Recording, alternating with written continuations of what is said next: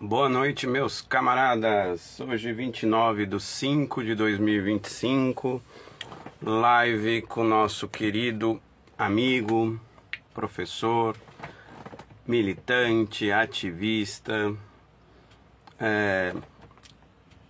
um grande camarada que eu tenho muito respeito, que é o Oberon. O Instagram demora um pouco aí para convidar as pessoas.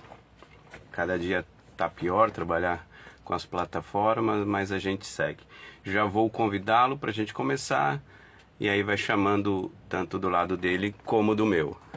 Vamos lá para mais uma live com o Walter Ponto.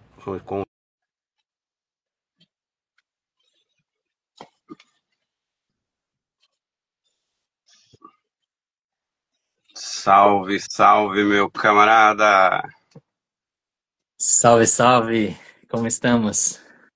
Estamos bem dentro dos limites, né, do sistema capitalista, mas estamos aqui, firme e forte, né?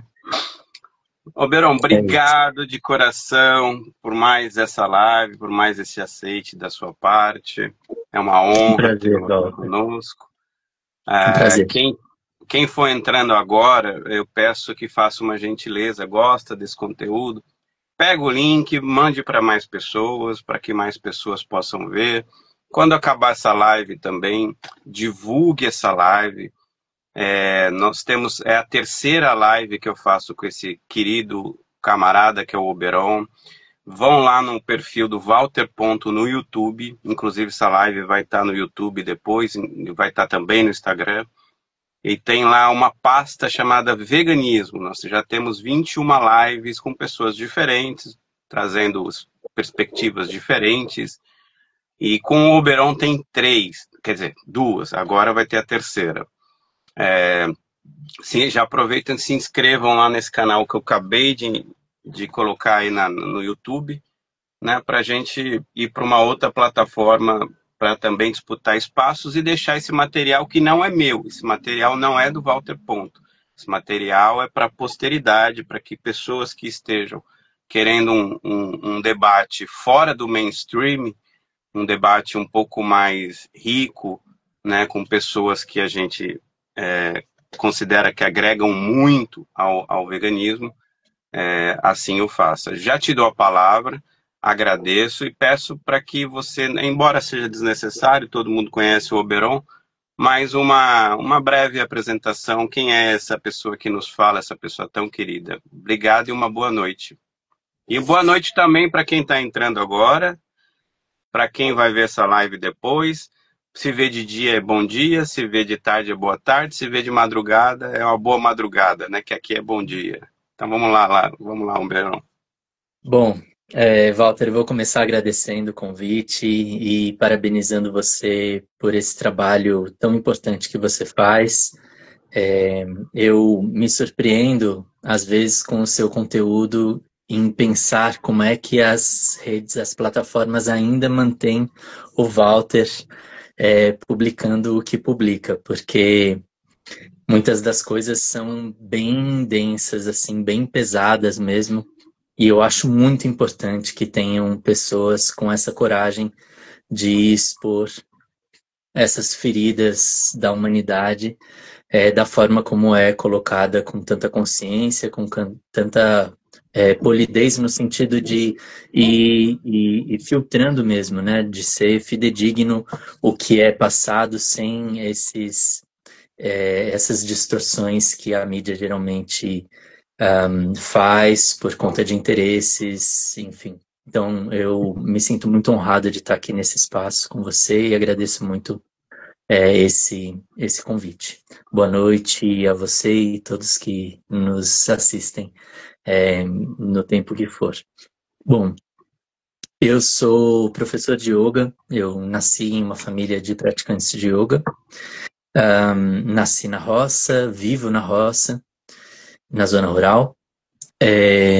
Cresci aqui, nunca tive nenhuma experiência morando na cidade, mas sim, eu acabo perambulando pelos centros e viajo bastante por conta do meu trabalho. Me considero um ativista, embora a gente entenda que a palavra ativista ela não esteja assim tão adequada quanto o que seria militante, né? Mas assim, eu acabei me rotulando e permaneço nesse lugar, ativando reflexões e ativando essas possibilidades de mudança. O veganismo entra na minha vida em 2005, quando assisti o documentário da Nina Rosa, A Carne é Fraca, e foi de verdade de um dia para o outro. No outro dia, o planeta tinha mais um vegano. Entendendo já o veganismo a partir do lugar que ele é, né, que é a questão dos animais e toda a relação de opressão que existe, que envolve, então, que não dá para descartar a relação humana dentro dessa história toda. E me faltava o olhar com relação ao capitalismo, com relação à raiz de toda essa opressão. Então, considero aquele Oberon uma pessoa bastante despolitizada, bastante ignorante nesse aspecto. Eu era essa pessoa que lutava pelos animais serem livres, sem fazer nenhum recorte e entendendo que qualquer tipo de exploração precisava, né, ser extinta, independente do olhar sobre aquilo, né? Sem olhar, sem ter um cuidado de perceber de que forma eu vou chegar àquilo. E talvez não seja diretamente atacando a pessoa que está, de alguma forma, tendo essa atitude de injustiça com o animal. E aí foi em 2015 que eu me iluminei nesse aspecto político, de me dar conta do quão ignorante eu era no meu vocabulário, na minha interação e na abordagem que eu fazia, que muitas vezes era ofensiva para determinados grupos, muitas vezes era bastante, eu diria, pouco prática, né? Tinha um ideal muito bonito, só que cor-de-rosa, não prático, não pé no chão. E desde 2015, que para mim é ontem, o tempo todo, porque eu me sinto ainda muito cru nesse diálogo, eu me sinto um entusiasta no sentido do estudo, tenho lido bastante. Eu só me dou conta do repertório que eu tenho quando eu me deparo com um vegano liberal, e aí eu vejo o quão talvez adiantado, eu sei que é feio falar nesse sentido de que parece disputa, mas no sentido político, assim, da coisa, do entendimento político. Acabei, então, diante do episódio que me fez despertar para a questão política, eu acabei lendo na coleção de Marx, acabei lendo várias autoras feministas, acabei me inteirando um pouquinho da realidade do mundo para fazer uma melhor fotografia diante de tudo isso e ver aonde a minha atuação podia ser mais eficaz, mais eficiente. Junto a tudo isso, Walter, a gente enfrenta uma relação com a vida rural, que não é de hoje, que é o hábito predatório do ser humano, que vive numa situação precária, que não é uma situação bonita, como os sertanejos universitários trazem. A vida no campo é uma vida bem sofrida, muitas vezes romantizada, E nesse ponto eu tenho propriedade para estar falando, então eu fico muito à vontade para estar trazendo esse retrato do que é a realidade rural e que, apesar das pessoas entenderem que é uma forma de subsistência para muitas pessoas e tal, entendendo a pecuária como aquela fotografia, aquele cenário da vaquinha, do cara que acorda às 4:30 da manhã para ordenhar a vaca e tal. A coisa é bem diferente e eu espero ser produtivo aqui nesse espaço com você. Então esse é um pouquinho do que eu sou nesse momento. A gente tem um coletivo aqui chamado Saúva Anticapitalista, que é um coletivo de veganismo popular, onde a gente, de alguma forma, tem uma atuação local, que teve mais,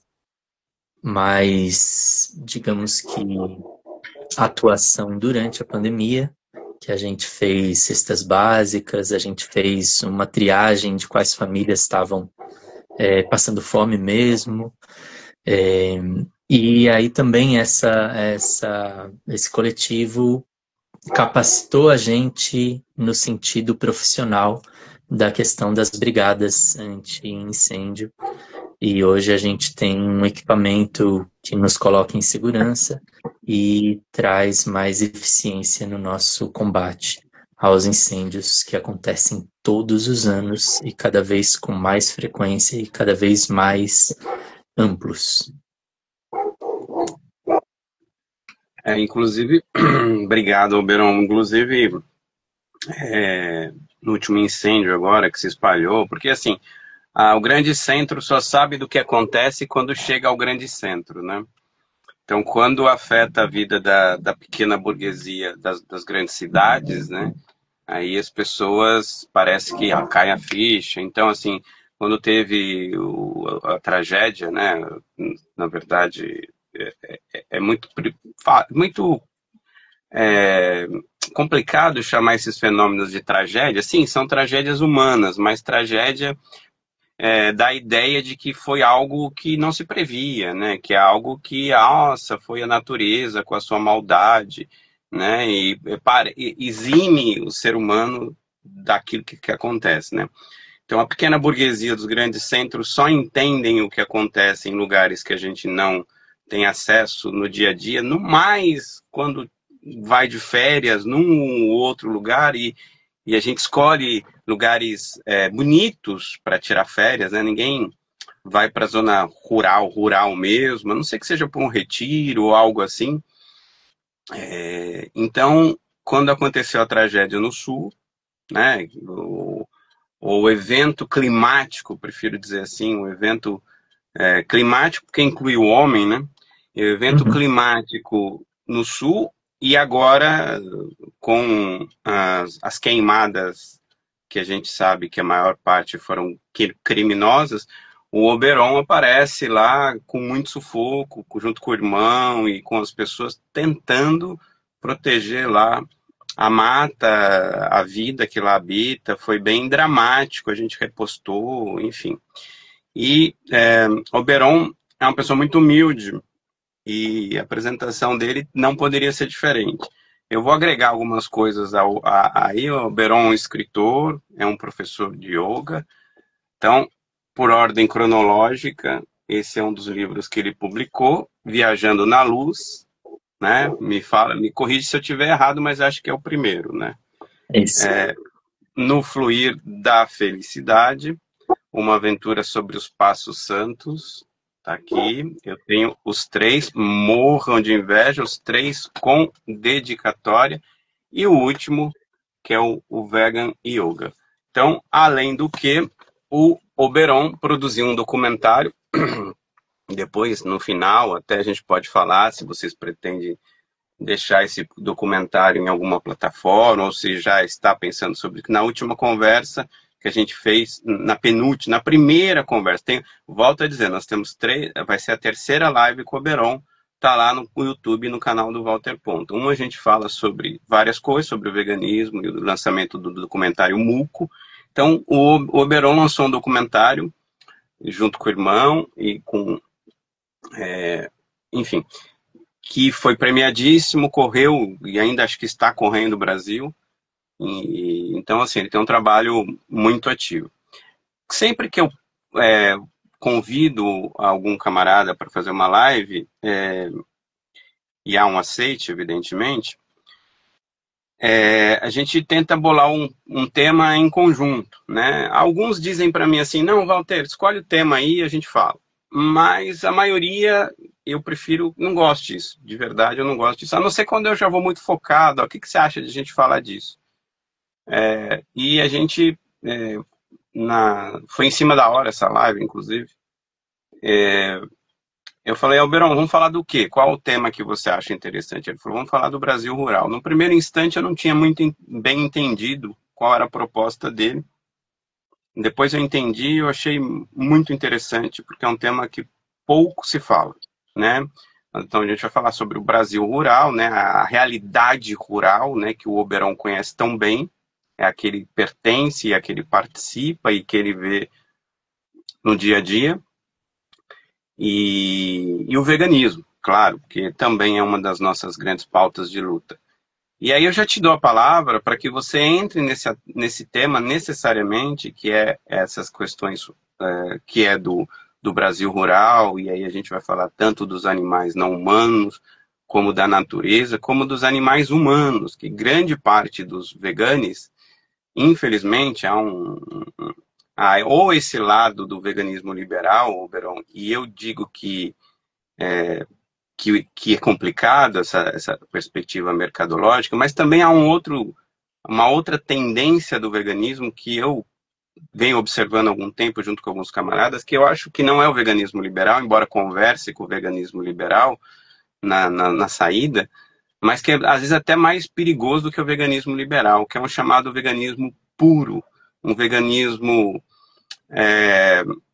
quase etéreo, quase abstrato, né, que coloca o animal não humano como a única luta que nós devemos ter, não observando uma cadeia que ameaça a todos, tanto a natureza como o animal não humano. Então é uma luta, é um veganismo que ele não é antiespecista, porque na verdade ele coloca no centro do mundo o animal não humano. E a gente não quer nem que o animal humano fique no centro do mundo, nem que o animal não humano. Nós queremos um mundo onde a vida esteja no centro. Seja a vida de todas de tudo que a gente imaginar como vida. Até vidas que a gente desconhece, né? Até vidas que a gente ainda, que talvez ou conhecemos muito pouco. E não podemos fugir desse debate da dureza da vida humana nesse planeta também, que é uma vida que oprime, mas também que é oprimida. Então, te dou a palavra para que a gente comece a desenvolver esse tema tão rico que você propôs e tão cheio de nuances e que eu quero muito te ouvir. Vamos lá. Tá bom.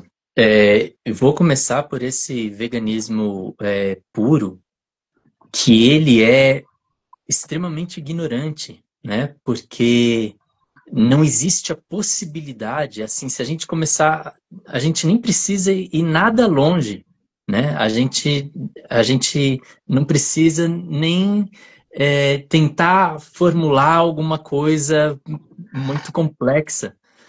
Não há possibilidade, é impossível a gente conceber a possibilidade de libertação animal sem olhar para o que acontece na vida humana, na sociedade humana, né? Claro. Então, eu lembro em um documentário bem antigo, tem chama-se Meus Heróis Usam Máscara, que é sobre ativistas do Grupo ALF. E eles entravam nos laboratórios e quebravam e resgatavam os animais e tal, ações bem pontuais, assim, bem fortes. que geravam, obviamente, uma comoção, gerava visibilidade, gerava reflexão, discussão, debate e tal. Tem sua importância ali. Mas em uma das falas era assim: por que que a gente vai cuidar dos seres humanos? Por que que a gente vai se preocupar com os seres humanos, sendo que são eles a causa de todo o sofrimento, de todo o desequilíbrio e de tudo que há de errado no planeta Terra? O certo seria o ser humano acabar, sair do planeta. Assim, se for natural, eu não vou achar ruim. Mas, assim, entender que a gente vai ignorar todo o sofrimento humano e partindo de um lugar onde, então, que toda injustiça possa continuar para que os animais vivam,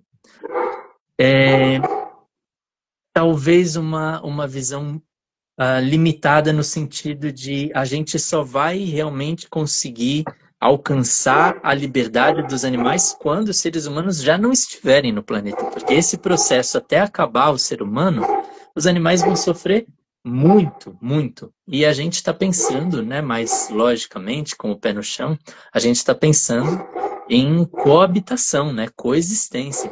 Então, que os seres humanos cheguem à evolução, ao estado evolutivo em que ele perceba a importância de todas as expressões de vida dentro dessa rede da vida, né?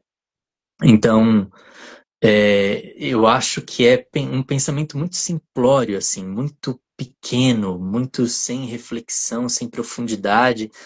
E aí as pessoas, no final das contas, Walter, eu tenho a sensação de que as pessoas precisam de uma causa para viver. E aí elas fazem alguma coisa que fez sentido para elas, elas ignoram tudo que aquilo representa, tudo que aquilo deve ser melhorado, elas vestem a camisa e ponto. Né? Não tem nenhum avanço a partir dali. E eu acho que a luta, enquanto luta mesmo, enquanto movimento de emancipação humano, a gente precisa o tempo todo estar se adequando.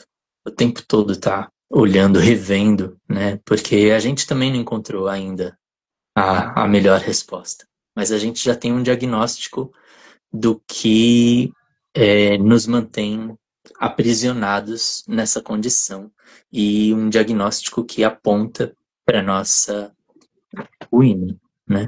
Para o nosso final, se a gente perpetuar a forma que a gente vive. E aí, para falar do Brasil rural, eu preciso falar de seres humanos.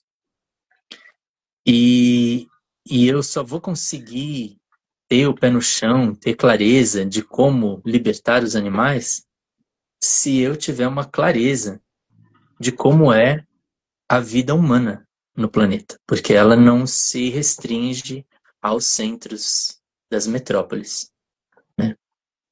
A gente tem que olhar para as periferias, a gente tem que olhar para os conflitos agrários, a gente tem que ter um mínimo de noção de como se fez o cenário hoje na questão rural, né, que vem desde as capitanias hereditárias e ainda temos herdeiros dessa divisão, né, do nosso território.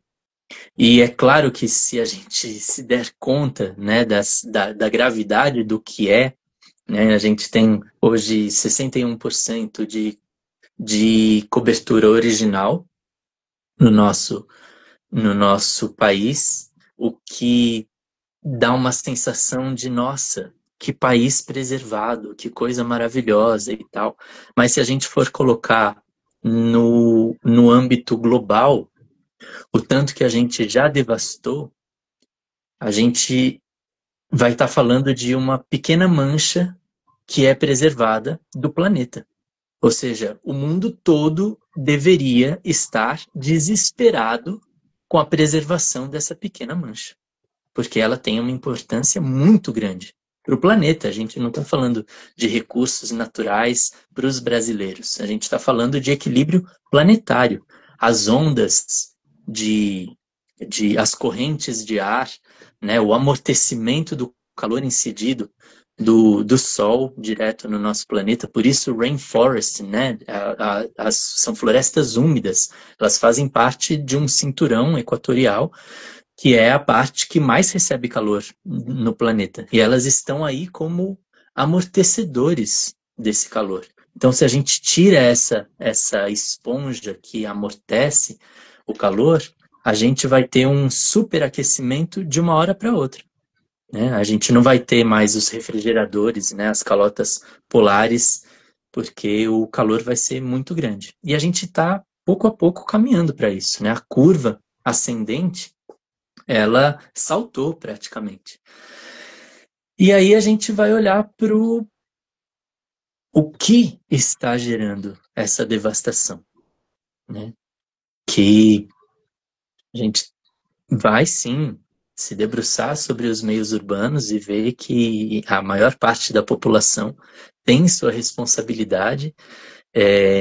Eu não vou cair na falácia de culpabilizar o indivíduo, mas vou entender que o sistema impõe aos indivíduos uma condição de vida que mexe na estrutura rural e faz com que a vida rural tenha dois cenários muito diferentes. O cenário do rico, do latifundiário, que é predatório, que não está nem aí com a biodiversidade, com a preservação, com o equilíbrio climático, com o equilíbrio da vida no planeta, né? A gente vê Pantanal, coisa linda, bonito, aquela água cristalina, das águas mais cristalinas do planeta, turista indo para lá, os próprios agroboys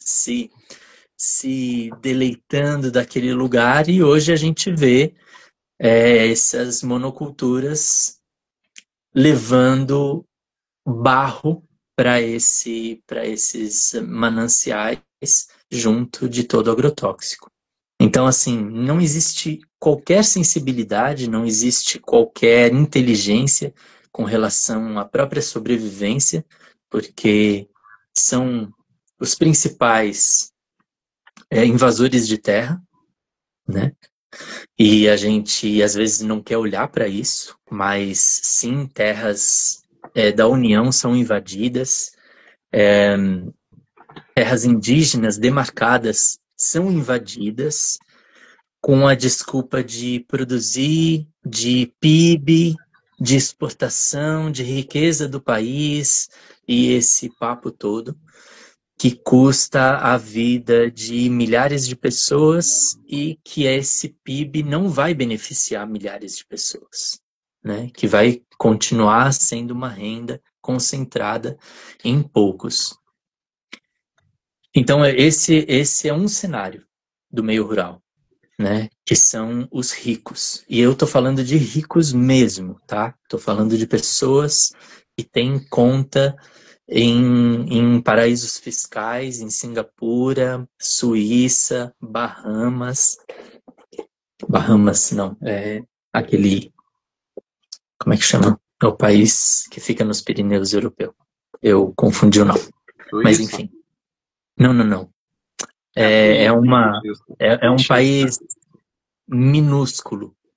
Liechtenstein, Liechtenstein lava dinheiro, Suíça lava dinheiro.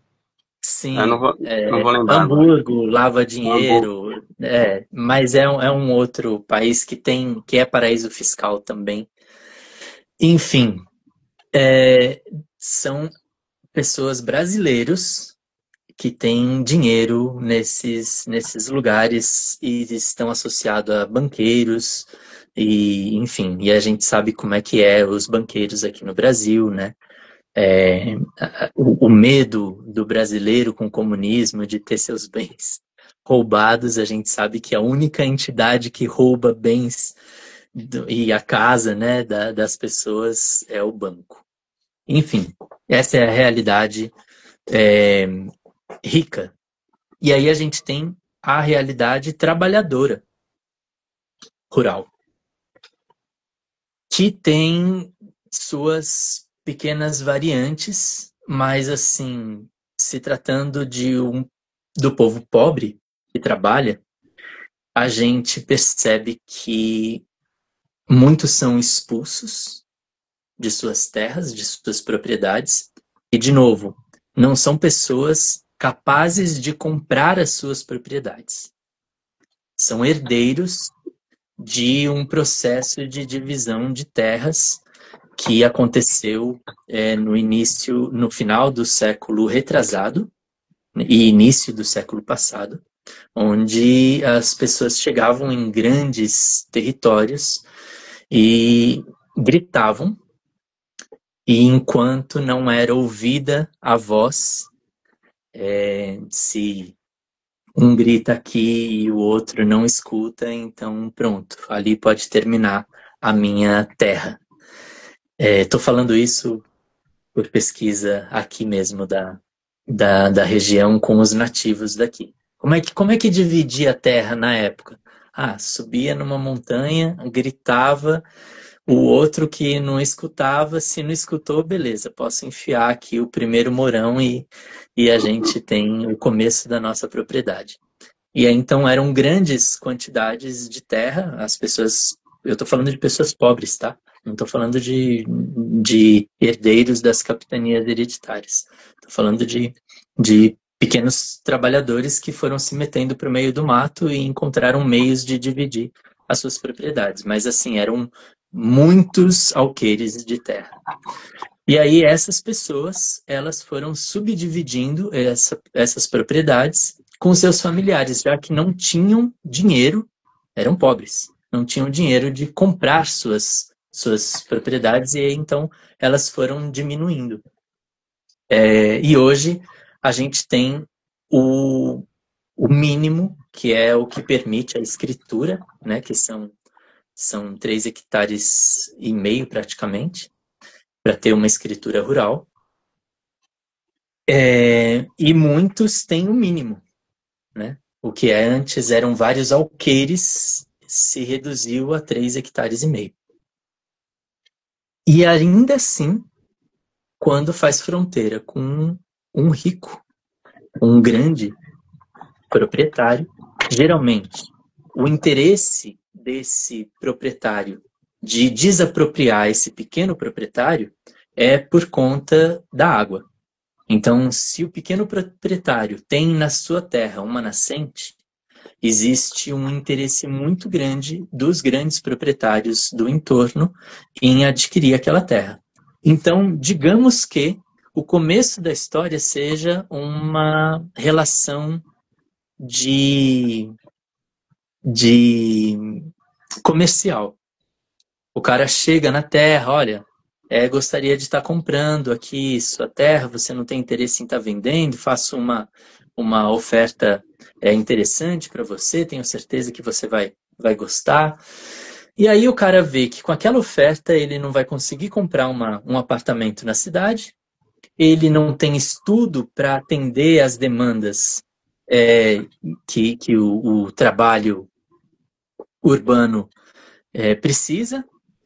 Ele não tem estudo, não tem nenhuma experiência, e ele vive, malemar, vive ali da terra, né? Ele tem a subsistência dele, ele tem água que ele não paga pela água, ele não paga aluguel, então ele não tem interesse por aquele valor. E aí começa, então, um outro cenário. E o que eu estou falando não é caso isolado, tá? Isso é o que acontece mesmo no nosso país. Que são pequenas ameaças que vão ficando mais fortes.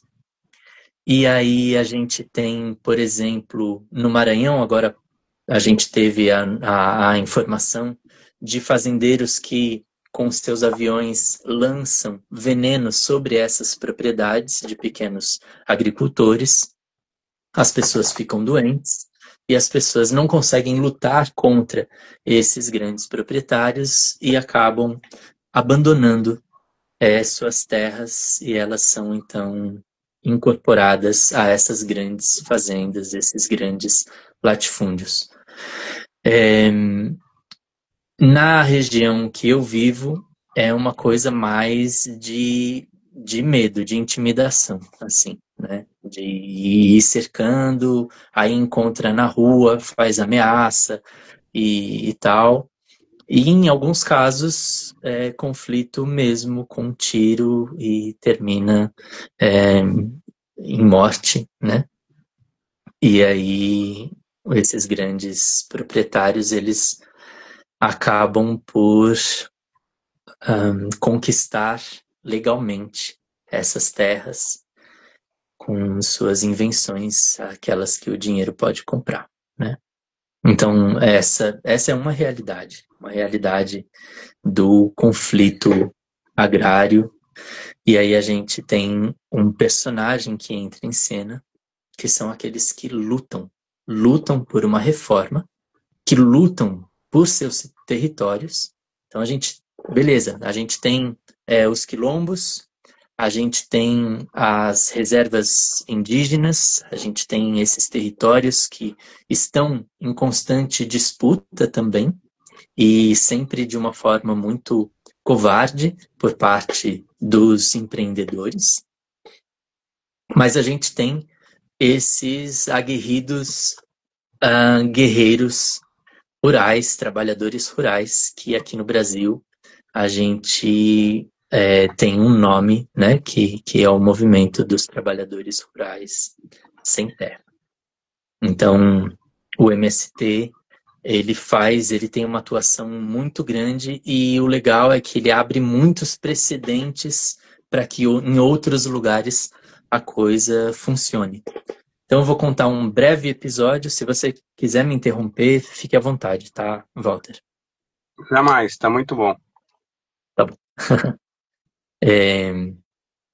Então, a gente teve uma experiência aqui perto da gente, que é o assentamento Campo do Meio, que inclusive tinha uma escolinha, a escolinha,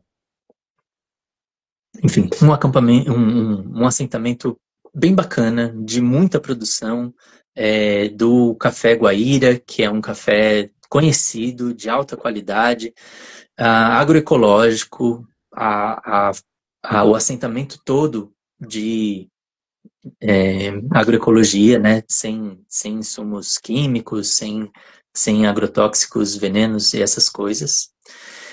E ele foi reconhecido há mais de 25 anos, quando o antigo proprietário, o fazendeiro em questão, devia absurdos, eu não sei se para o Estado ou para a União, não estou muito seguro como é que é essa questão da dívida. Eu acredito que para a União. E ele, então, foi expropriado. Ele teve que entregar, né, a terra dele, e aí fez parte da reforma agrária, né, que é muito tímido esse movimento, mas o INCRA, vez ou outra, cede esses espaços para trabalhadores. E aí, então, o assentamento ocupou aquele lugar e fez daquele lugar sua comunidade.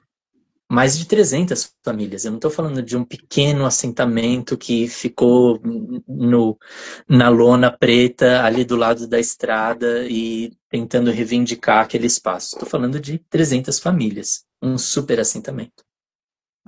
Bom, de 15 anos para cá, o que acontece, e que é comum, começou a acontecer, que é o antigo dono entrar com processos de reaver essas terras para ele.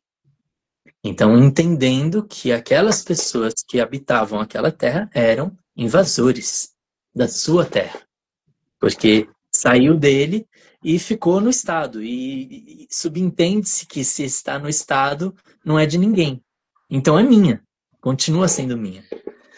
Só que ele não tinha direito nenhum de pisar ali e o Estado permitiu, né, essa marcação naquele território, deixando bem claro que o MST não se torna proprietário da terra, né? Continua sendo da União a terra. Então, não dá para fracionar, vender, eles só estão usando aquela terra, o uso social da terra, plantando, né, fazendo o que o produtor rural faz. E aí veio a pandemia.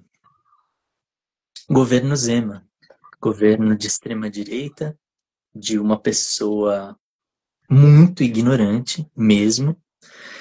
E a polícia militar é do Estado, né? É o governador que manda na polícia militar. Não é uma polícia do governo federal, da União.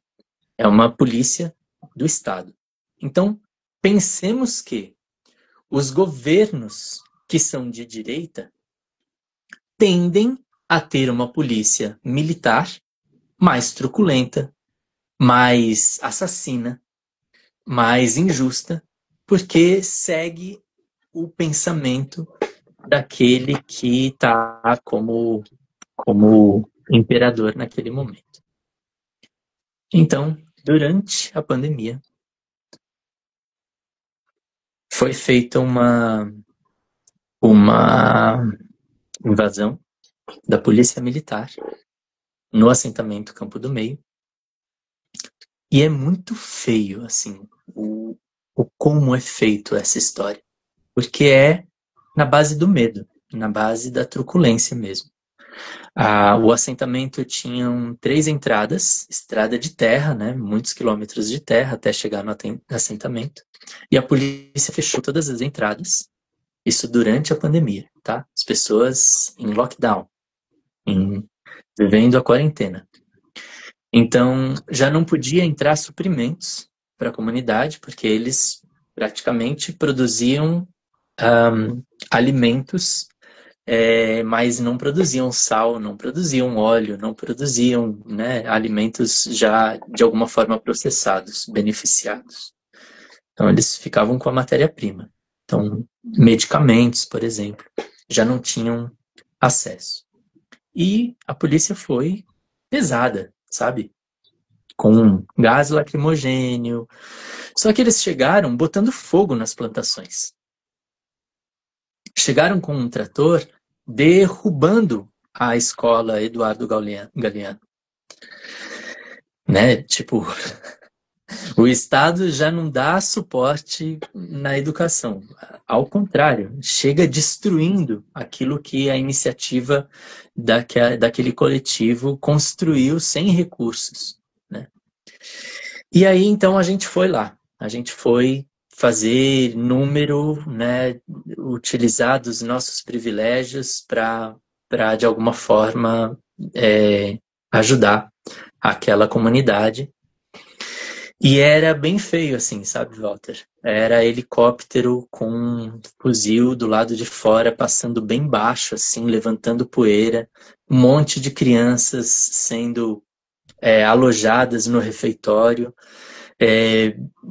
Muito pânico criado em cima de pessoas que, no final das contas, o que estavam fazendo naquele momento era doando alimento para famílias que não tinham o que comer, porque o Estado faltava com essas pessoas.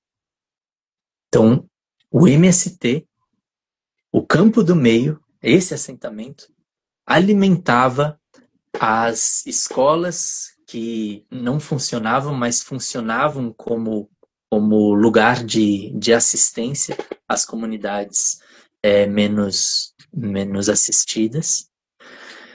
E durante a pandemia estavam sendo atacados. Tudo isso porque existia um conchavo desse fazendeiro com o Romeu Zema. Então, o favorzinho do Romeu Zema foi gerar um pânico ali no Campo do Meio com a sua polícia militar e a sua truculência para tirar aquelas pessoas dali. E final do ano passado, é definitivo, né? Eles ganharam todas as liminares e tudo mais. E o Campo do Meio hoje não pode ser... o cara não pode recorrer a nada para conseguir aquilo lá. Ele já não tem nenhum papel possível próximo àquele assentamento. Então esse é um outro cenário, né? A gente poderia ir para o cenário das lutas em Dourados, por exemplo, no Mato Grosso do Sul, onde os indígenas guaranis, kaiowás, vivem em conflito praticamente constante, né? Então a gente poderia entrar nessa seara também dessas invasões dos fazendeiros, mas eu quero aqui fazer uma ligação com o veganismo. Então, tem alguma observação aí, Walter?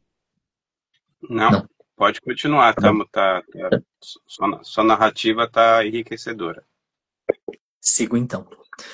Bom, nasci, fui criado, cresci e vivo no sul de Minas Gerais, numa região que é área de transição de biomas, então é Mata Atlântica predominantemente, mas tem um pouco de cerrado também. E eu estou num eixo que é chamado de Circuito das Águas, porque a gente tem uma riqueza hidromineral que é rara. A gente pode considerar a água já um elemento raro, água doce, um elemento raro. Mas aqui a gente tem, em Caxambu, que está a 12 quilômetros de onde eu estou, tem 11 tipos de águas diferentes, num perímetro bem pequeno. Imagine água ter um segundo tipo de água já é uma raridade. Mas não, existem 11 tipos de água num pequeno perímetro.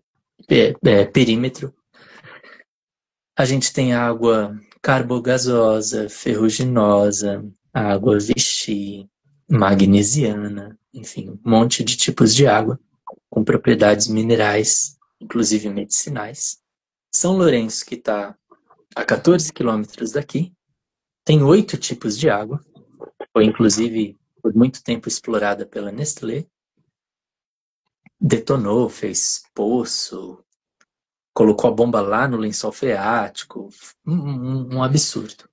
Mas enfim, existe essa riqueza. Aí tem águas de contendas, tem Lambari, tem Passa Quatro, Itamonte, tudo com águas especiais. Então é um lugar bem especial no sentido da riqueza hidromineral. Só que água precisa de floresta. Sim. E às vezes as pessoas não se dão conta disso. Que essa água foi formada ao longo de 300 anos no mínimo para ganhar essas propriedades e tudo mais. A água que vem pelo lençol freático, né, pelo manto rochoso, que está a, 15 metros abaixo da gente. E ela, passando por essas rochas, ela ganha essa característica especial. Só que para a água chegar lá embaixo, ela precisou que houvesse condutores que levassem ela lá para baixo. E esses condutores chamam-se árvores. Então, as árvores criam raízes e levam, através da chuva, levam a água lá para baixo. Só que, outra característica da minha região é pão de queijo, o doce de leite, o queijo Minas. E todas essas coisas que vêm derivadas do laticínio. Então, a gente tem aqui na região, como artesanato, a mussarela em nozinho, a gente tem os doces de leite com ameixa, com goiabada. São artesanatos locais. As pessoas vêm visitar e saem com um monte de queijo, um monte de requeijão, um monte de doce de leite dessas cidades aqui, de onde eu vivo. E para ter o leite, eu preciso de vacas. E para que se tenha vacas, eu preciso de pastos. E para que se tenha pasto, eu preciso tirar a vegetação nativa. No caso, as florestas. E isso, obviamente, em algum momento ia afetar as águas. Então, em 2011, eu comprei o meu sítio, que é um sítio grande em relação aos pequenos produtores aqui da região, que são 12 hectares. E a maioria aqui tem 5 hectares, 4 hectares, 7 hectares. E com o intuito de reflorestar. Eu comprei pasto, ou seja, uma área já desmatada, pisada por mais de 50 anos, braquiária, né, que é uma vegetação muito forte e muito invasiva. É uma espécie invasora mesmo, enquanto capim, que foi importado da África, das savanas, e foi colocado aqui, e ela basicamente se dá bem em todos os biomas. Ela sai ocupando tudo, inclusive matando a possibilidade dessas árvores nativas de se desenvolverem. Então, era um pasto que já estava há pelo menos 7 anos em desuso, mas que a vegetação não conseguia vencer a braquiária. E eu estou aqui desde 2012 e tampouco consegui até agora vencer essa camada, né, desse. E aqui tinha uma nascente abundante, uma nascente bonita, que formava um pequeno riacho que cruzava a minha terra. E essa devastação, ela levou à situação de a completa extinção dessa nascente. Então, assim, na cidade, as pessoas não se dão conta do que acontece na roça, né? E não se dão conta de que não são só as represas que abastecem as cidades. São rios também. Rios são formados de pequenas nascentes. E as nascentes estão, sim, secando.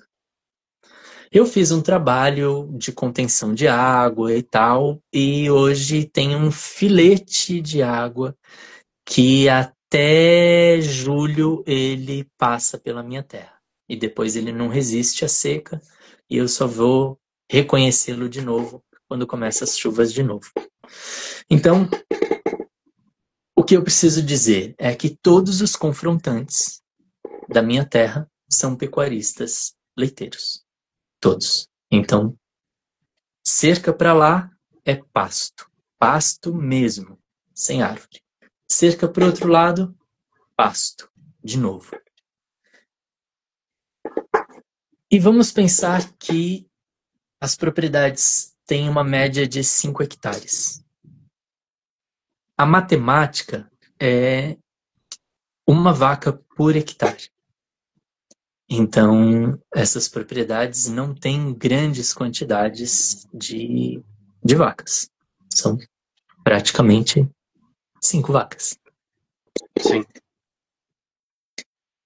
E aí as pessoas falam, mas não é interessante para eles não matar os bezerros e deixar que as bezerrinhas fêmeas fiquem na propriedade porque elas vão produzir mais leite e, no caso, enriquecer o dono? Não pode ter nem mais um animal porque ele vai competir com o pasto dos outros animais e, no final das contas, todos eles vão ficar subnutridos, diminuindo a produtividade do leite, e aí o proprietário vai ter que desembolsar para complementar a alimentação desses animais. Então, essa conta, ela é, assim, muito respeitada. 1 hectare por animal. Se nasceu fêmea, é dispensado também. Se nasceu macho, obviamente é dispensado. Tem boi para cruza, para emprenhar as vacas? Não, não tem. Existe um órgão do governo que dá assistência ao produtor rural chamado Emater.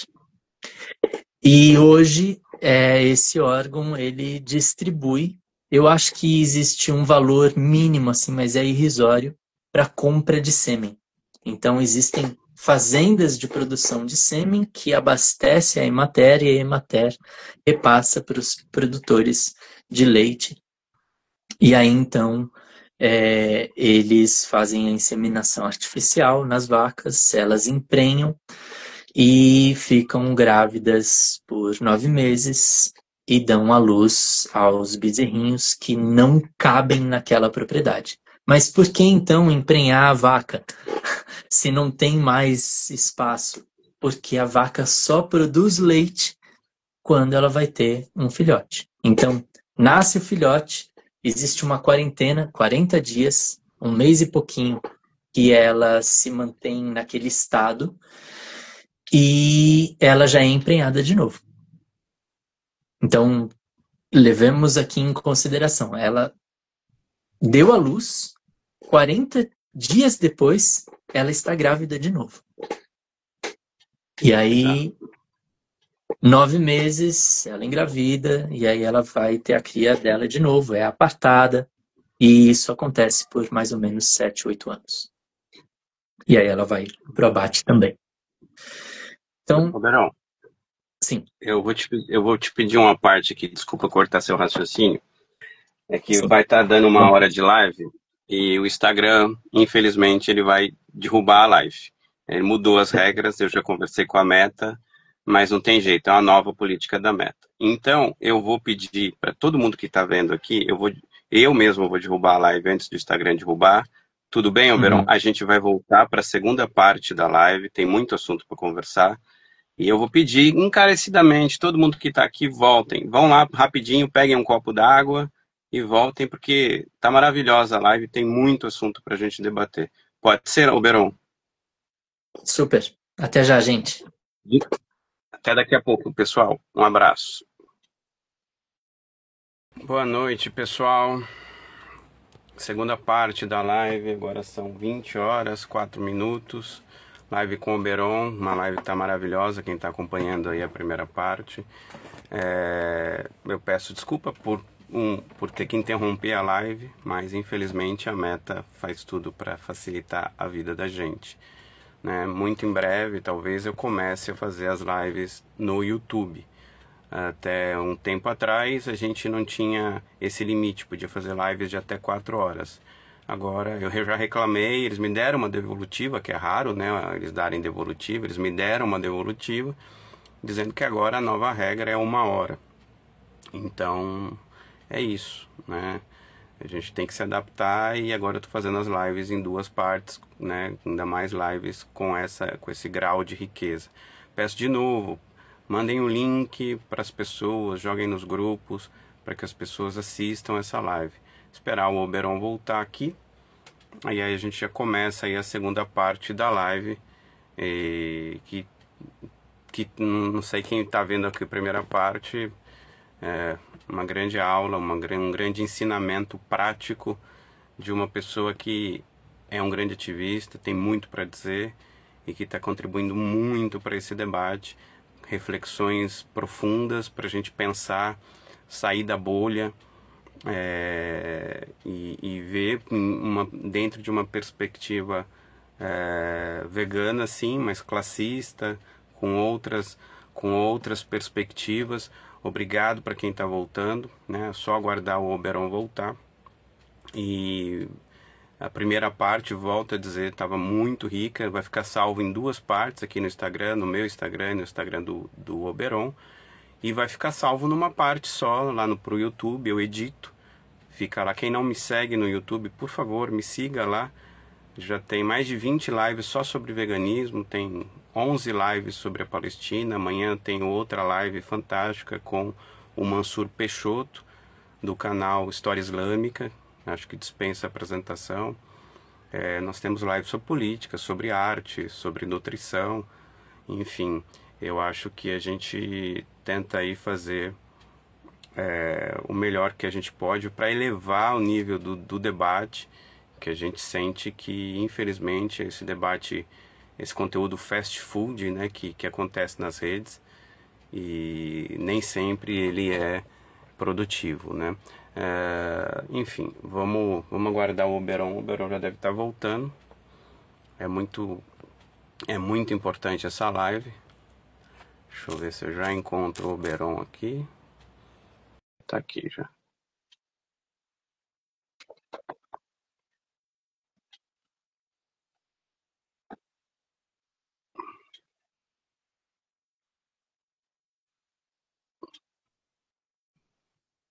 Só um minutinho, tá, pessoal? Vamos ver se o Oberon...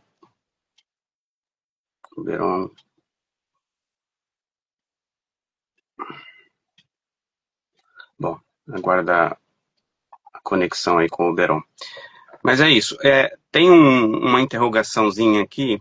Quem quiser fazer pergunta, porque eu não consigo ler as que o Poder do Consumo fez uma pergunta agora e fez uma outra na outra parte da parte 1, né, em algum momento. Tem uma interrogação aqui, eu peço que faça a pergunta nessa interrogação, porque fica mais fácil, porque no corpo, às vezes, aqui fica difícil ler as perguntas. Então, aqui tem uma interrogação, faz a pergunta ali. Só aguardar realmente o Oberon. Vão fazendo as perguntas. Eu acho que o Oberon deve estar com algum problema para voltar aqui. Vamos ver se ele está por aqui. Aguardar só ele retornar. Então, volto a dizer, se inscrevam no Walter Ponto, no canal do Walter Ponto, mas no YouTube.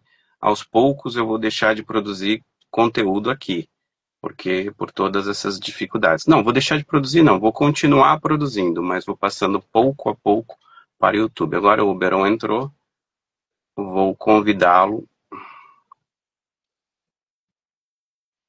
Vou convidar o Oberon.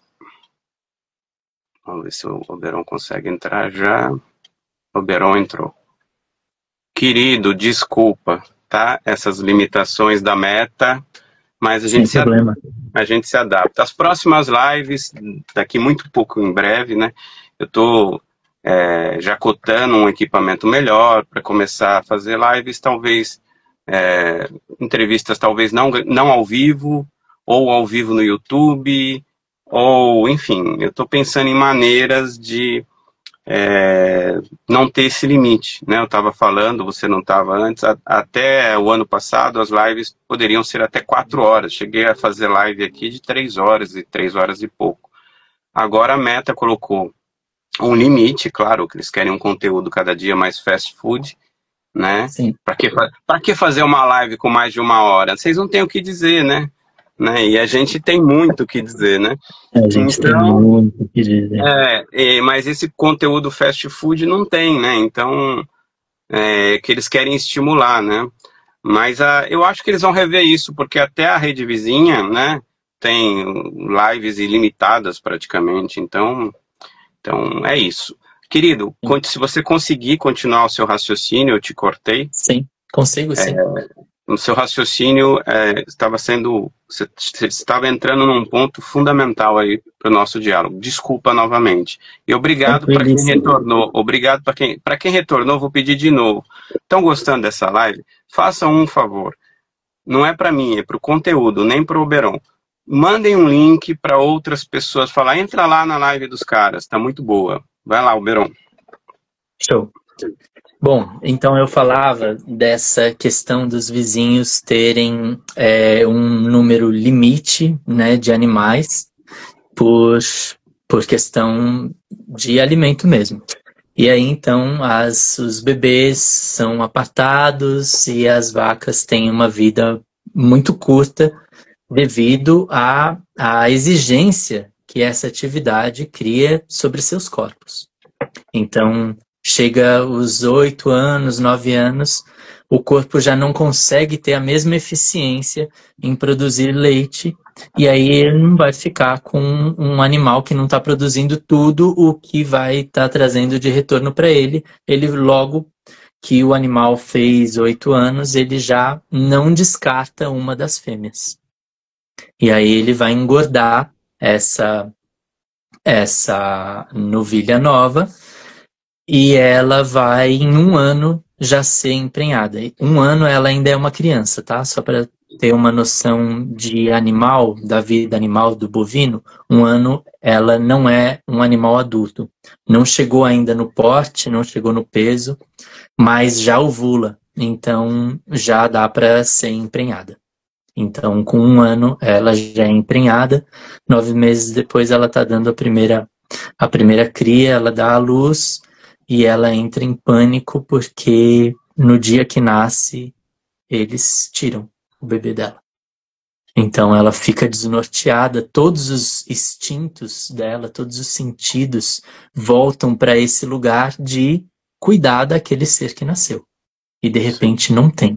Então ela fica mugindo, é horrível, horrível de acompanhar. E aí chega final do dia que a gente começa a escutar. Porque instintivamente, à noite, as crias devem ser protegidas, né, dos predadores noturnos.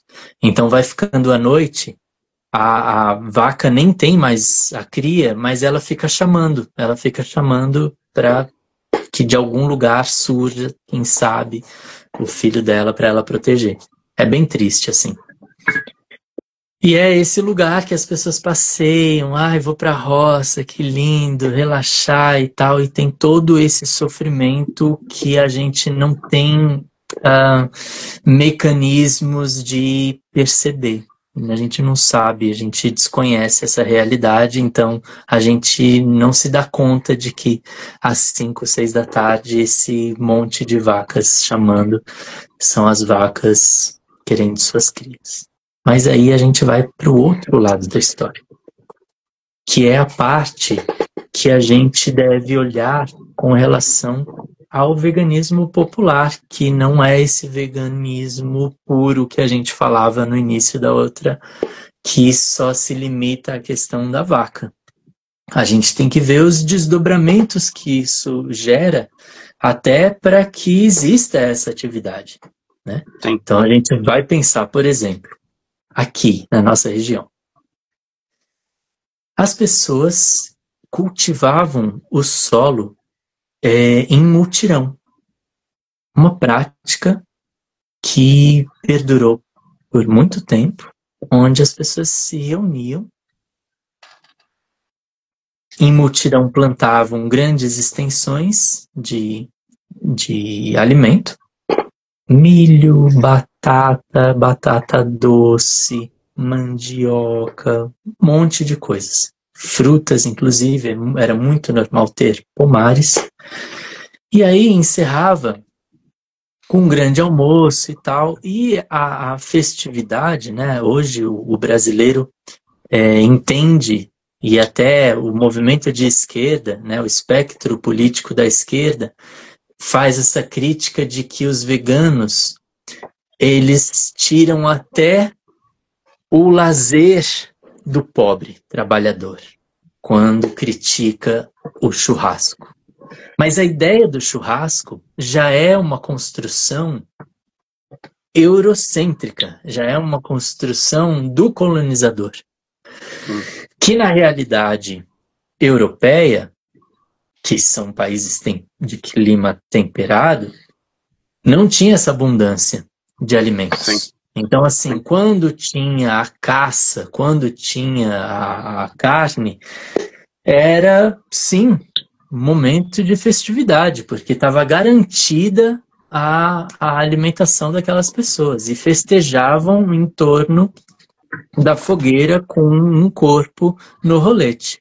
Essa era a realidade que se estendeu para o barbecue, né, para o churrasco, e o colonizador trouxe isso, porque as civilizações ameríndias, os nativos, os povos originários desse território festejava nas colheitas. A nossa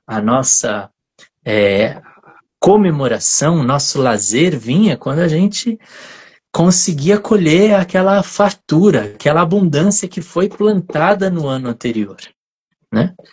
Então, a gente acabou incorporando um costume do colonizador, né?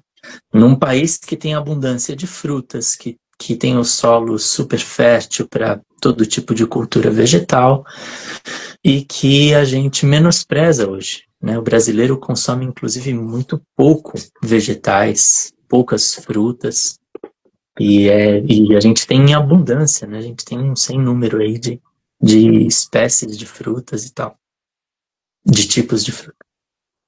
E, bom, aí a gente entra nesse lugar de que todo mundo produzia junto. É fato que grande parte do que era produzido não era consumido, era dado aos porcos e aos cavalos e vacas. Isso aconteceu até os anos 40, 50. Essa era uma realidade que pessoas mais velhas contam pra gente, né, que era assim. Tem coisas bizarras, sabe, Walter? Tipo, a gente conversa com um vizinho aqui que é um figura, o cara é um figura, é um pecuarista leiteiro, gente boa pra caramba, passa um super aperto para manter a vida dele, hoje tem os filhos casados, já era uma propriedade pequenininha e agora não dá nem para desmembrar a propriedade, porque aí perde a certidão, né, perde o papel da terra, então as casas são já bem próximas assim, para que todos tenham onde morar sem pagar aluguel. E ele fala que a avó dele foi pega no laço. A avó dele indígena.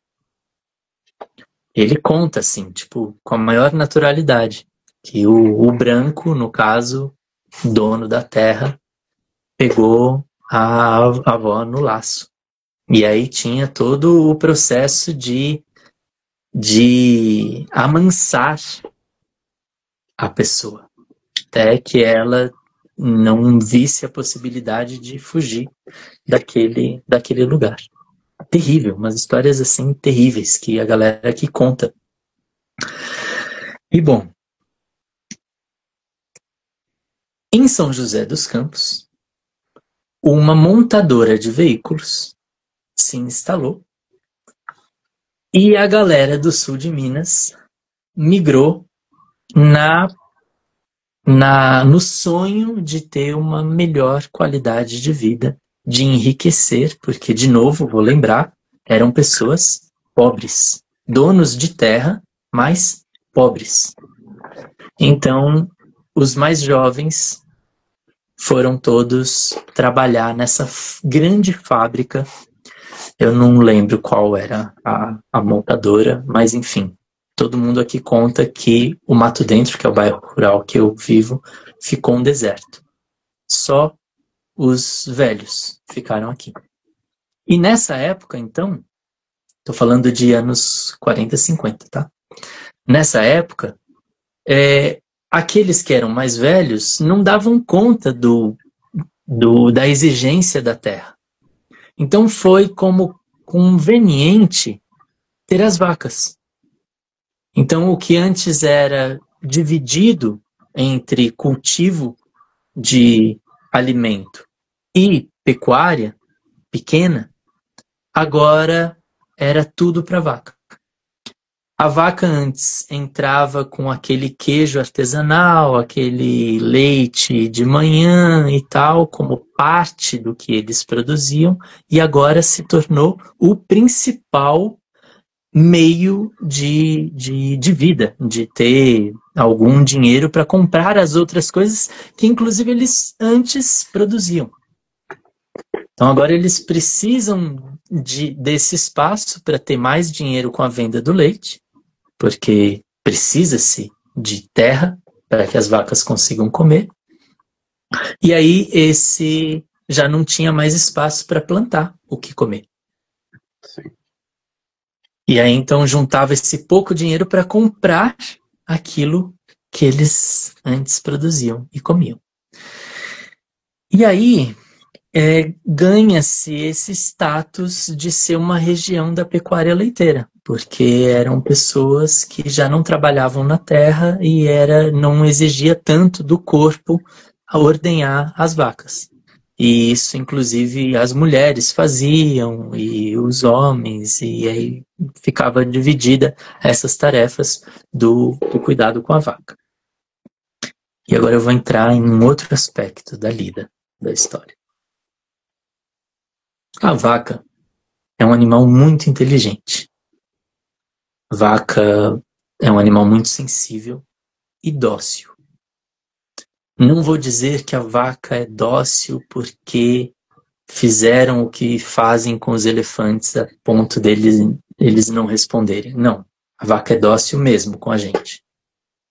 Ela cresce e ela tem uma interação, é um animal doméstico. Já não tem o caráter selvagem de se defender, de defender seu território, não. Está ali, vivendo com o ser humano. E aí, ela não entende a nossa língua. Algumas coisas ela entende, mas ela não entende o que você fala e o que você quer e para onde você quer que ela vá naquele momento. E muitas coisas ela entende, mas assim, você fala lá, sai daí, ela não entende. Então, o cara que já não tem paciência nenhuma, porque ele não está ali porque ele ama as vacas, ele está ali porque ele precisa se sustentar e usa as vacas, então ele já dá logo uma na vaca para ela, através da dor, perceber que ela não é para estar ali. Beleza. Só que no dia seguinte também, e não é uma vaca, são 5 vacas. E aí uma chega do lado da outra, no coxo, para comer o sal, e aí uma atropela a outra e o cara já não pede licença, porque ela não vai entender. Ele já vai com um pedaço de pau e dá bordoada na vaca. Essa violência que não está instalada no ser humano, ela começa a ser naturalizada. E a pessoa que pratica muito a violência, ela vai ficando insensível. Sim. Ela vai ficando grosseira, ela vai ficando bruta. E vai naturalizando essa violência. Aí, de repente, tem uma discussão trivial com a esposa dentro de casa, e a resposta já é a violência. Porque já está sem paciência, já o pavio está curto, a violência já é uma coisa que é admissível para essa pessoa que lida com essa violência o tempo todo e resolve ali na mão, dando porrada. E às vezes até para descarregar, sabe? E descarrega nessa mulher. Essa mulher, ela não tem como pedir ajuda. O grito Sim. dela pode ser bem alto. O vizinho não vai escutar, porque são 5 hectares de terra. Já não escuta o outro vizinho e o outro vizinho. Então, assim, ela nem tem para onde ir. Não tem assistência. São pessoas pobres. E aí ela engole aquele maltrato, né, aquela violência e segue a vida. Né? E aí a gente vai ver que o índice de violência doméstica no meio rural é altíssimo, beirando 65%. Eu estou falando de um cenário comum, da violência doméstica, mas existem outras violências, que é a violência sexual, a violência contra a filha, contra a sobrinha, contra essas violências que estão muito longe do cuidado, né, da polícia. É ruim, né? A gente falar cuidado da polícia é ótimo. Mas, enfim, de denúncia e essas coisas, né? É uma realidade que está sendo num universo muito particular e distante de tudo. Inclusive com mulheres não podendo sair sozinha, não podendo ir para a cidade. É o cara que faz e existe uma relação de confinamento ali. Como é que chama quando a pessoa fica presa num lugar? Tem um nome para isso. Cárcere privado? Cárcere privado, exato. Então, eu estou falando de uma realidade dura que a maior parte das pessoas que inclusive vivem na roça, os rurais, né, que saem dos grandes centros para fazer suas ecovilas, para cultivar suas agroflorestas e tal, isso que eu estou falando pode parecer muito estranho para essas pessoas. Como assim? De jeito nenhum que isso vai acontecer. Que isso e tal. Mas isso acontece. Acontece, sabe? E aí tem um outro fator, e eu estou falando particularmente da pecuária, tá? Eu não sei se existe estudo de regiões que é mais agricultura, se essa violência também existe.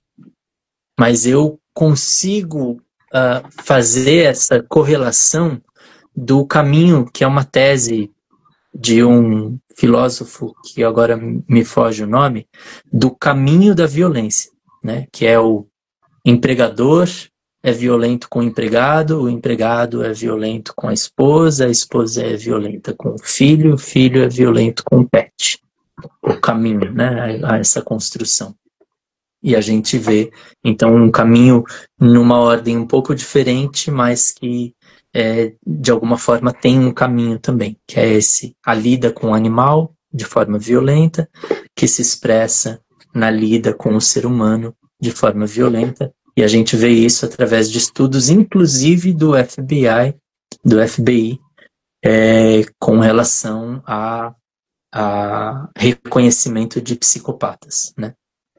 Quando eu vou estudar essa pessoa, se ela vai pegar uma prisão perpétua porque ela não tem condições de ser reintroduzida na sociedade por psicopatia, então, para que eu saiba que não foi só um episódio e é um padrão dessa pessoa, eu estudo a infância dessa pessoa. E se na infância dessa pessoa houve casos de maus tratos, a chance dessa pessoa ser um psicopata é muito alta. E então a gente acaba encontrando isso acontecendo nas roças, no meio rural do nosso país e do mundo, né? Aí tem um outro fator, que é um fator que eu acho que até para mim foi uma surpresa muito grande, que é essa relação de tristeza na roça. Eu compreendo, que é aquele fator de inferioridade, de você vai para a cidade e as pessoas te tratam como um família busca-pé, um roceiro, né, um caipira, sem instrução e tal. Então as pessoas ficam desejosas de na primeira oportunidade, ter uma vida urbana, especialmente os jovens. A outra situação é o acesso. Muitas vezes as pessoas realmente não têm acesso à informação. Hoje todo mundo tem celular, sim, mas continua sendo o algoritmo entregando só o que é, né, do interesse das pessoas. Então a gente nem pode dizer que o celular trouxe alguma instrução no sentido de ensino e coisas nesse sentido. Aí a gente tem um cenário que é o cenário da depressão na zona rural. A gente sabe desse cenário nas plantações de fumo, por conta do agrotóxico, mas a gente pouco explora a depressão da vida do trabalhador rural, especialmente aqueles que trabalham com animais. Então, por incrível que pareça, aqui na minha região é muito comum as pessoas tomarem antidepressivo. E olha que elas tomam sol, elas têm atividade física intensa e tem esse quadro que geralmente nos meios urbanos a gente, entre aspas, cura com exercício físico, tomando sol, né? Sim. Claro, com medicação, com tratamento e tudo mais, mas às vezes as pessoas saem da medicação por conta de estar no ar livre, exercitando o corpo e tal. E as pessoas aqui têm o exercício, têm o ar livre, têm o sol e vivem esse quadro. E eu, de novo, atribuo a essa relação de violência, de tristeza que envolve aquele lugar, mas também tem esse, eu preciso olhar para isso também, de que existe um lugar de inferioridade, de uma vida não ideal aos moldes que a televisão acaba plantando na cabeça dessas pessoas, né? Então, assim, não é romântica a vida, e essas pessoas, sempre que alguém fala, a pessoa só tem a vaca para sobreviver, para conseguir dar estudo para suas crianças e tal. E aí você está falando de parar. E aí você fala para as pessoas das cidades pararem, vai crescendo o número de veganos. Como é que vai ficar a vida dessas pessoas? E aí é que é massa. Essas pessoas têm o privilégio de já ter a terra. Sim. Então, o que vai acontecer é essas pessoas voltarem a trabalhar na terra. E se existe um trabalho como, de forma tímida, começa a acontecer, que o Senar, que é um outro órgão, talvez do governo, de fomento à produção rural, eles dão muitos cursos gratuitos para o produtor rural. E eu fiquei muito feliz, eu tive agora num treinamento de brigadistas em São Tomé das Letras, e eu vi o cara do Senar, veio fazer uma pequena propaganda do Senar, e entre os cursos oferecidos tem agroecologia. Então, as pessoas têm a terra. E existe valor nos produtos orgânicos, né? Então, eu acredito que seria uma oportunidade as pessoas não conseguirem mais vender seus leites, sabe? Eu acredito que seria... porque hoje elas não têm elas não conseguem ver outra oportunidade, porque fica o tempo todo pagando para manter aquilo e o pouco que ganha é para manter aquilo. E se não tiver aquela oportunidade, com certeza, somos seres humanos, a gente vai buscar uma outra. E a outra não é tipo Oberon, mas assim, tem que pensar que não é fácil arrumar emprego, né? Quando um liberal vira e fala, se não tá bom, procura outro emprego, né? E não é isso que eu tô falando. Eu tô falando de uma realidade que é factível, que é plausível, que é possível. Eles já têm a terra, eles já entendem de como trabalhar a terra, só que eles têm a vaca, e a vaca não permite espaço para trabalhar a terra. E eles se mantêm nessa cadeia, que é uma prisão, nesse molde que aprisiona eles, porque continuam comprando o leite deles, né? Então, no momento que não tiver mais essa oportunidade, não tiver essa condição, eles vão recorrer ao que já era, né? Que é produzir alimento. Então, assim, eu não estou falando de alguém que vai ficar com uma mão na frente e uma mão atrás. Eu estou falando de pessoas que já têm suas terras, suas casas e têm o conhecimento de como lidar com a terra, né, e produzir alimento. Então, o veganismo, ele estaria fazendo um grande favor a essa realidade rural. Eu estou falando do pequeno produtor, né? O veganismo já faria um grande favor na luta contra o agro, mas eu estou falando dessa realidade que é uma realidade bem extensa no nosso país, que são pequenos produtores, né? Pequenos produtores de leite, e que então direcionariam, né, o seu cultivo a outras demandas. Eu poderia, Walter, continuar na questão da violência, que é uma violência que existe, é uma realidade triste com crianças, com mulheres, com meninos, uma realidade triste com o pequeno produtor mesmo, porque assim, eu reconheço que é uma vida bem desgastante que eles têm, né? Eu vejo ali a lida com a vaca, dá muita raiva do cara, mas por outro lado eu vejo que ele não está conseguindo ver uma brecha para sair daquela condição. Então assim, a vaca é a vida dessas pessoas. E é uma vida sofrida, né? Não é que vive na abundância explorando as vacas. Vivem sofrendo, explorando as vacas.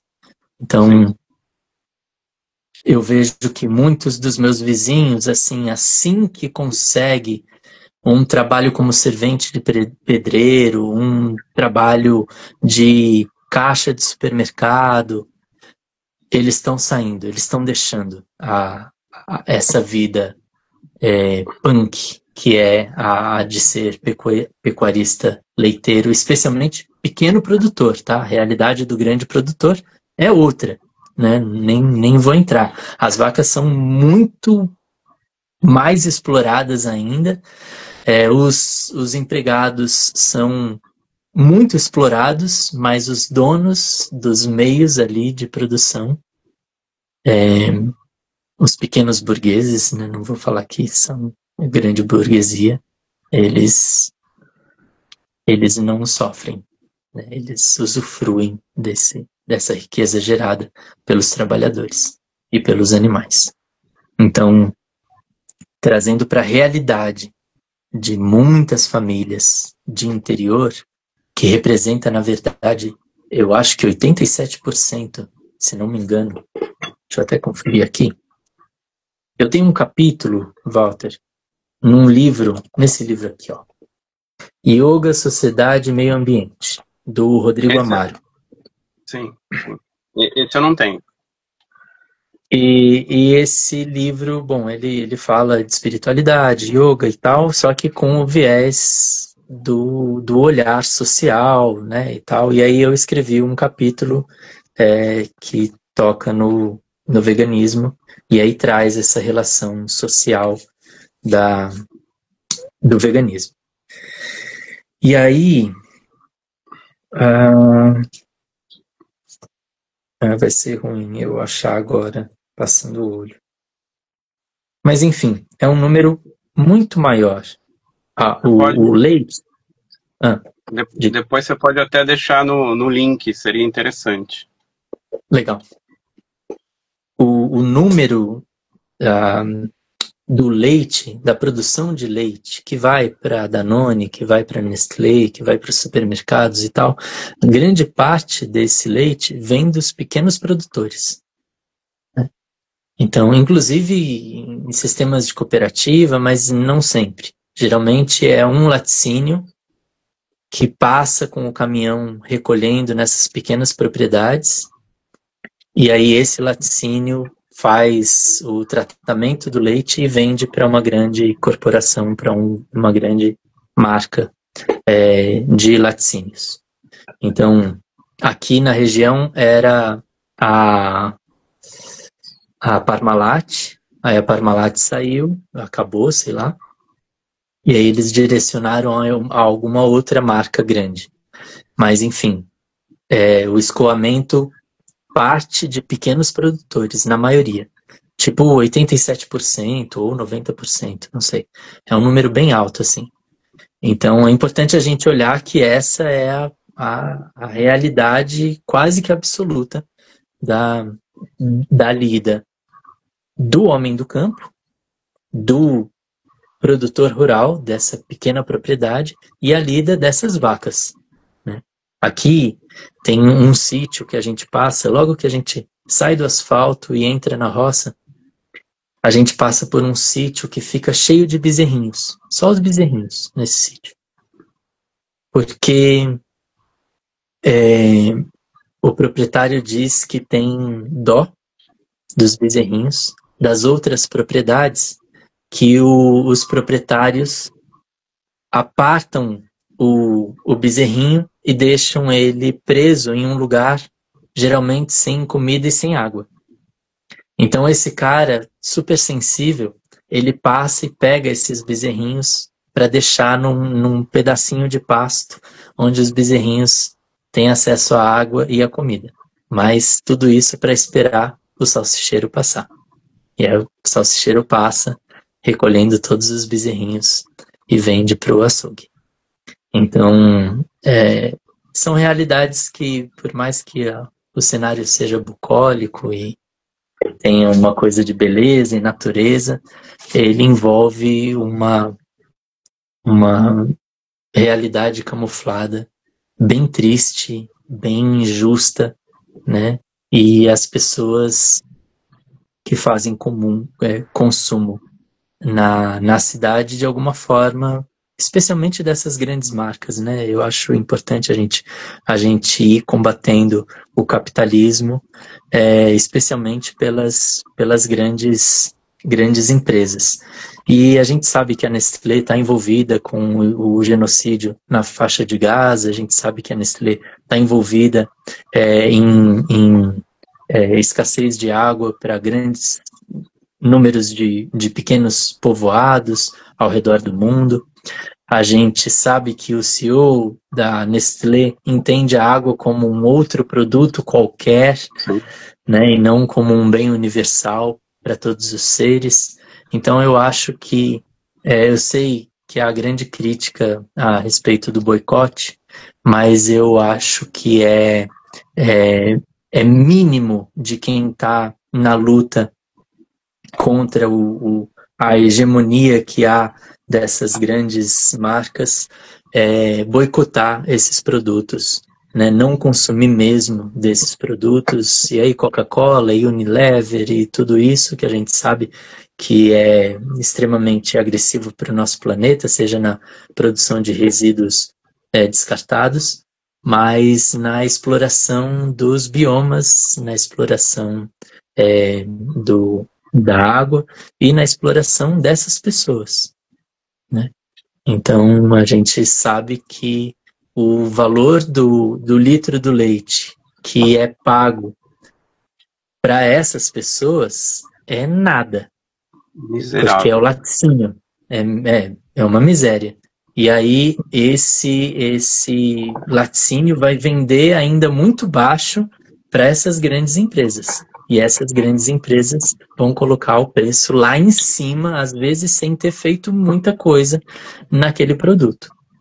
E aí ganha absurdo, sendo que todos os funcionários da empresa também não ganham nada, né? Ganham muito pouco. E aí, então, eu acho que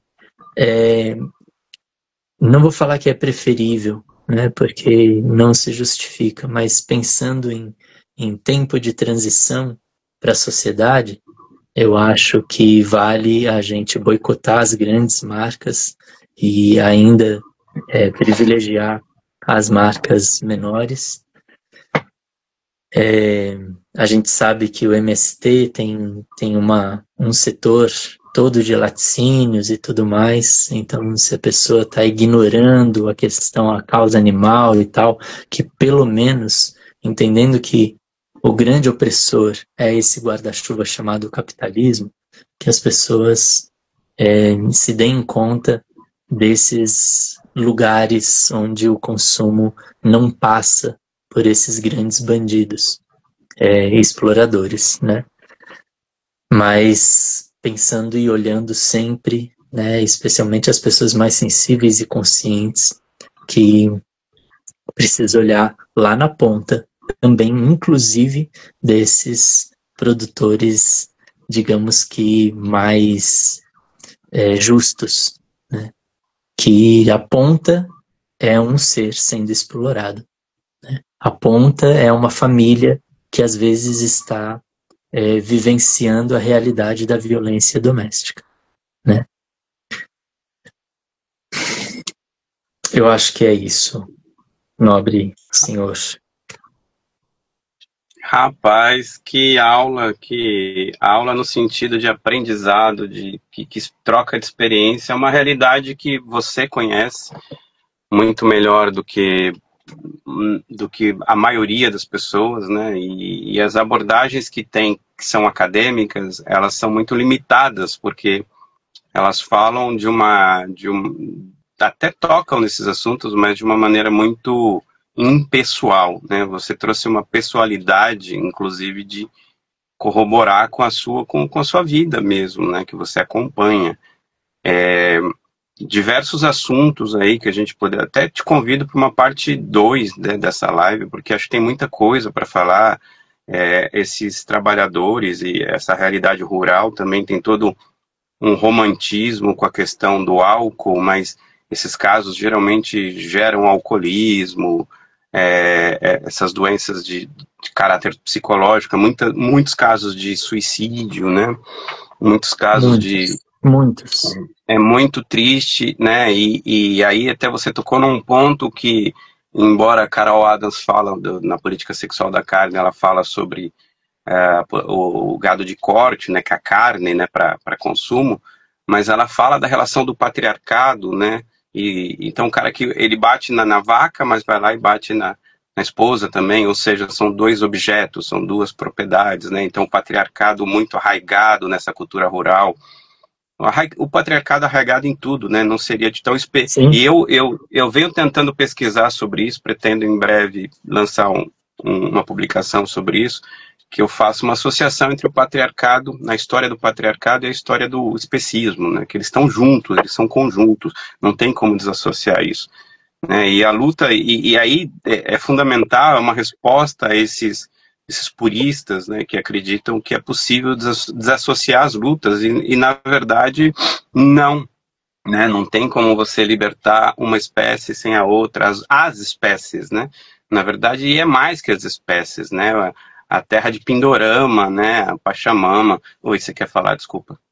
Não, fazendo essa associação, né? Às vezes eu concluí de um jeito que talvez não desse o ponto de um vegano liberal, por exemplo, ou um vegano puro, como você trouxe, de que é libertar a vaca. Mas assim, essa condição de manter o homem da roça escravizado não, preso nessa condição, se a gente for observar, se a gente não olhar para a condição de vida dessa pessoa e melhorar e dar opções para essa pessoa, o animal vai continuar sendo explorado, né? Exatamente. Então, assim, eu preciso olhar para a condição desse trabalhador. Eu preciso olhar. Senão, aqueles animais vão ser perpetuamente explorados, né? Então, se a gente for pegar para o gado de corte, por exemplo, né, a gente sabe que as fábricas, os frigoríficos, são os lugares, o setor do trabalho com maior índice de acidente de trabalho, né? Sim.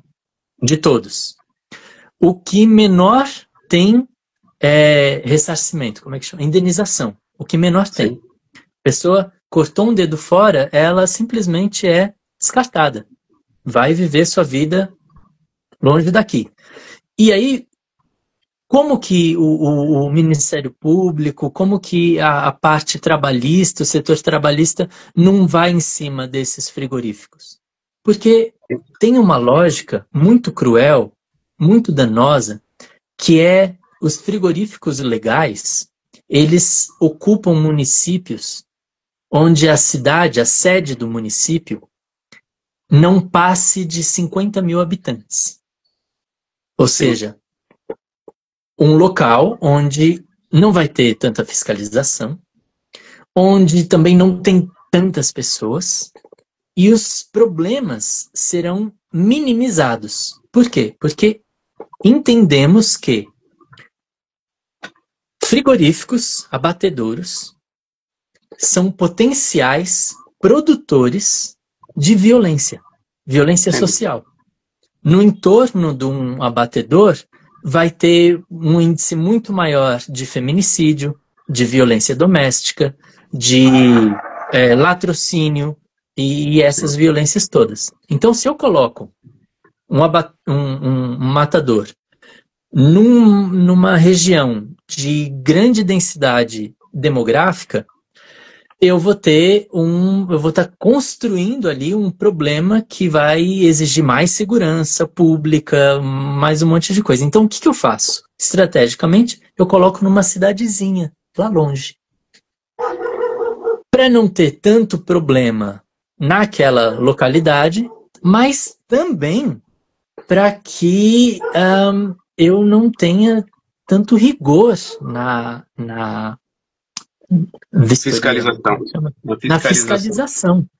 fiscalização daquilo. E aí, então, a gente visita essas cidades pequenas que tem os frigoríficos e os abatedouros, e a gente vai ver um monte de gente mutilada, sabe? Um monte de gente com ler. O cara tem que desossar um frango em 12 segundos.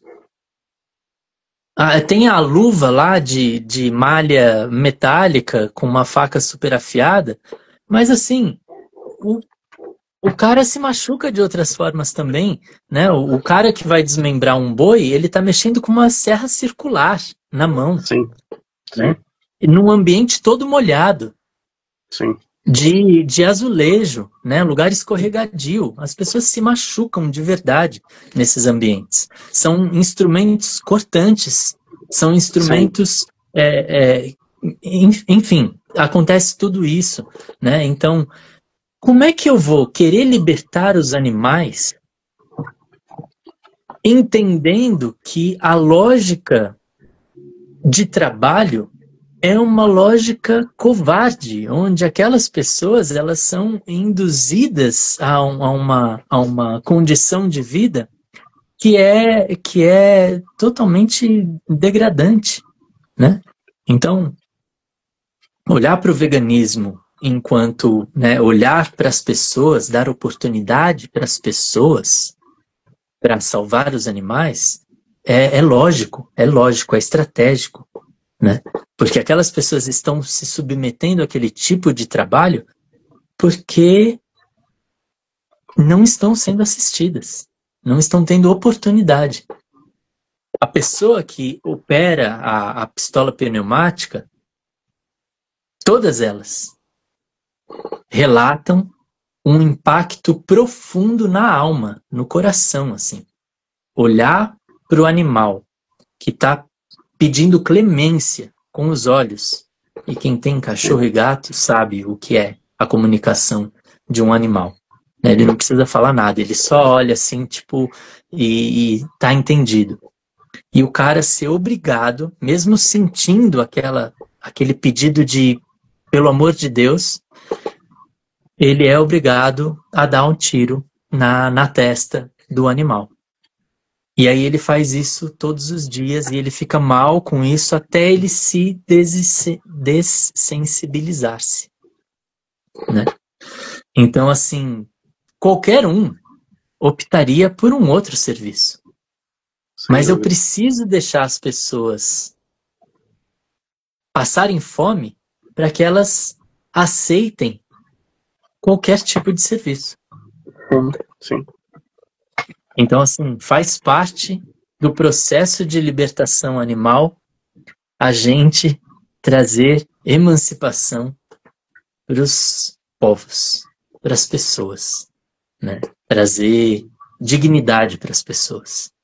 A gente não vai conseguir salvar os animais se as pessoas não tiverem opção do que comer. Não vai. Então a gente precisa trabalhar, lutar por igualdade social, e a gente vai ter que mexer os pauzinhos para derrubar o capitalismo, né? Criar uma nova forma de sociedade, porque não há outra forma, não há. Ah, vamos pegar carona com o capitalismo para disseminar o veganismo? Não tem como, não tem como. Isso é uma balela, uma mentira, as pessoas se enganam. Parece lógico, mas é uma enganação, porque se o capitalismo continuar, vão continuar tendo pessoas passando fome. E se pessoas estarão passando fome, animais estarão morrendo para a sobrevivência dessas pessoas.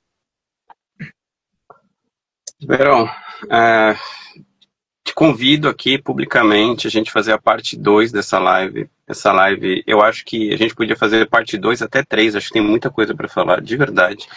Eu acho que isso aqui poderia até a gente pensar em um documentário, num livro. Eu acho que você tinha que escrever um livro sobre isso. Você conhece muito dessa realidade. E eu agradeço demais o seu aceite, e mais ainda você ter trazido tanta informação para mim, e tenho certeza para todos que participaram. Te admiro, já te falei isso, né? Volta a mostrar aqui os livros do Oberon. Oberon, esse eu não tenho, hein? Depois a gente conversa. Esse outro que você falou aí eu não tenho. Depois a gente conversa no particular.